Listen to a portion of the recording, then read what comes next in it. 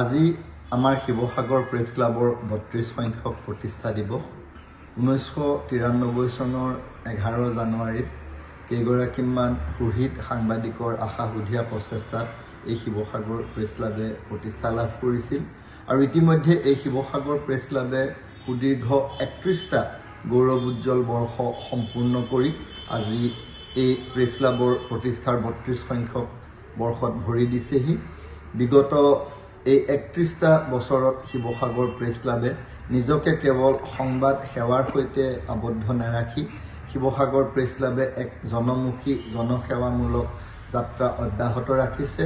মই আজি এই শুভ মুহূৰ্তত শিৱসাগৰ প্ৰেছ ক্লাবৰ প্ৰতিষ্ঠাৰ সৈতে জড়িত প্ৰতিগৰাকী সন্মানীয় ব্যক্তিৰ প্ৰতি আন্তৰিক শ্ৰদ্ধা নিবেদন কৰিছোঁ। লগতে যিসকল শিৱসাগৰ প্ৰেছ ক্লাবৰ বিষয়ববীয়া তথা শিৱসাগৰ প্ৰেছ ক্লাবৰে জড়িত ব্যক্তি আমাৰ মাজৰ পৰা হেৰাই গ'ল, তেখেতসকলৰ আত্মাৰ চিৰশান্তি কামনা কৰিছোঁ আৰু তেখেতসকলক শ্ৰদ্ধাৰে সোঁৱৰণ কৰিছোঁ। শিৱসাগৰ প্ৰেছ ক্লাবে প্ৰতিষ্ঠা হোৱা দিন ধৰি আমাৰ শিৱসাগৰত কেৱল সংবাদ ক্ষেত্ৰখনৰ প্ৰতিয়েই যে অনবদ্য অৱদান আগবঢ়াই আহিছে তেনে নহয়। আমাৰ শিৱসাগৰ প্ৰেছ ক্লাবে শিৱসাগৰৰ সামাজিক শৈক্ষিক বৌদ্ধিক ক্ষেত্ৰখনৰ প্ৰতিও নিৰন্তৰ অৱদান আগবঢ়াই আহিছে আৰু এইকেইখন ক্ষেত্ৰত আমি কেনেদৰে এক গুণগত মানদণ্ড উন্নত কৰিব পাৰোঁ সেই ক্ষেত্ৰত শিৱসাগৰ প্ৰেছ ক্লাবে সদায় বিশেষকৈ শিক্ষাৰ্থীসকলক উঠি অহা প্ৰজন্মক উৎসাহ উদ্দীপনা যোগোৱাৰ কাৰণে নিৰন্তৰ প্ৰচেষ্টা আগবঢ়াই আহিছে। আমি বিভিন্ন সময়ত বিভিন্ন কাৰ্যসূচী গ্ৰহণ কৰিছোঁ।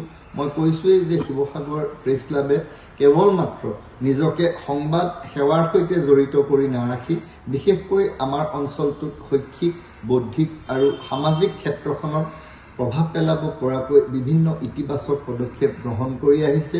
আমি প্ৰতিষ্ঠা দিৱস উদযাপনৰ সৈতে সংগতি ৰাখি বিভিন্ন কাৰ্যসূচী গ্ৰহণ কৰোঁ। আমি কেইবাটিও বক্তৃতা অনুষ্ঠান আমি অনুষ্ঠিত কৰোঁ। তাৰ লগতে আমি মেধাৱী ছাত্ৰ ছাত্ৰীসকলক বৃত্তি প্ৰদান কৰোঁ, জলপানী প্ৰদান কৰোঁ। দৰিদ্ৰ সীমাৰেখাৰ তলৰ ছাত্ৰ ছাত্ৰীক আমি আৰ্থিকভাৱে সাহায্য প্ৰদান কৰাৰ আমাৰ ব্যৱস্থা আছে। সেইদৰে আমি দুখীয়া যদি কোনোবা ৰোগী ব্যক্তি থাকে তেনেকুৱা ৰোগীক আমি সাহায্য দিয়াৰ কাৰণে আমি চেষ্টা কৰি আহিছোঁ বা সাহায্য প্ৰদান কৰি আহিছোঁ।